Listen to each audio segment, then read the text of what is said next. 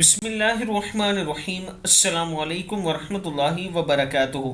آبدراجہ channel کی طرف سے آج میں اپنے دوستوں کو رسول اللہ صلی اللہ علیہ وآلہ وسلم کا ایک فرمان بتاؤں گا۔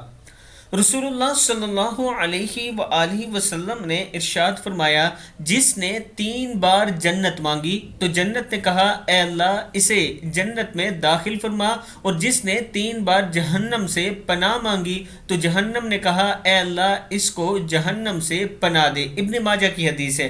پھر سن لیں، رسول اللہ صلی اللہ علیہ وآلہ وسلم نے ارشاد فرمایا، جس نے 3 بار جنت مانگی تو جنت نے کہا اے اللہ اسے جنت میں داخل فرما، اور جس نے 3 بار جہنم سے پناہ مانگی تو جہنم نے کہا اے اللہ اس کو جہنم سے پناہ دے۔ یہ رسول اللہ صلی اللہ علیہ وآلہ وسلم کا فرمان ہے۔